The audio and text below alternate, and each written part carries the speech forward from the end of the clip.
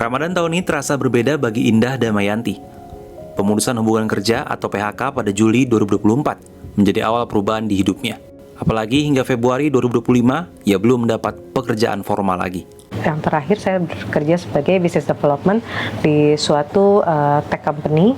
Terakhir pekerjaannya di bulan Juli 2024. Untuk di perusahaan yang terakhir, saya 11 bulan. Terakhir bekerja di bulan Juli 2024. Mereka mengatakan ada restrukturisasi di perusahaan tersebut, jadi saya harus menyudahi pekerjaan saya di situ. Pengalamannya pertama kali terkena PHK membuatnya merasa terpuruk. Pasti, aku rasa semua orang yang terkena layoff akan merasakan terkena mentalnya, Mas, baik ringan ataupun berat, karena kan ada sesuatu yang diambil dari mereka yang sudah rutin mereka dapatkan. Karena selama ini kan nggak pernah ya, Mas, kebetulan ini kan pertama kali untuk saya. Ya, saya amat sangat merasa saya nggak punya value, kok segitu nggak bisa kerja ya, kayak kesannya seperti itu. Memang itu cukup bikin mental drop sih, Mas. Imbas dari PHK ini pun membuatnya harus menekan pengeluaran demi memenuhi kebutuhan sehari-harinya, tak terkecuali di bulan suci Ramadan ini. Berbeda dari Ramadan tahun sebelumnya ketika ia masih bekerja, kini Indah pun harus mengencangkan ikat pinggang. Yang pasti lifestyle ya, Mas. Mungkin kita kurang-kurangin ngopi di luar yang mungkin tidak ada faedahnya lah istilahnya. Kecuali memang kita mau ngopi tapi kita memang bisa untuk networking atau kita branding produk kita atau dapat kerjaan baru, itu sih masih oke lah. Tapi memang lifestyle itu porsi yang cukup besar untuk aku cut. Ya mungkin edisi bukber mungkin itu harus ditahan-tahan, atau mungkin ya memang mungkin lebih milihnya yang emang orang ngumpulnya banyak banget, yang bisa ketemu orang banyak banget. Kalau sedikit-sedikit ketemunya dia lagi mungkin tuh agak aku cut sih. Oh, kalau pakaian yang pasti edisi lebaran biasanya saya seragamannya tuh seragam sampai semodel-modelnya. Kalau sekarang mungkin lebih ke tema warna aja, itu aku rasa bisa lebih menghemat sih.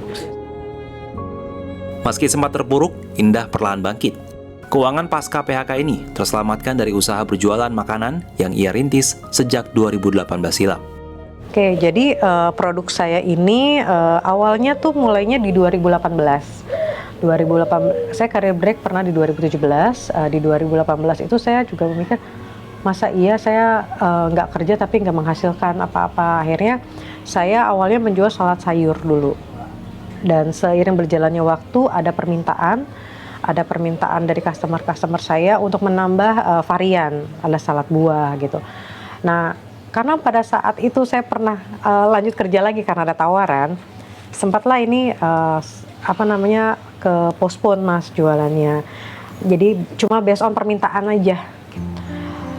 Tapi karena ternyata ini masih banyak yang mau, akhirnya saya tetap jualannya sambilan-sambilan, tapi tidak menjadikan ini sebagai acuan utama.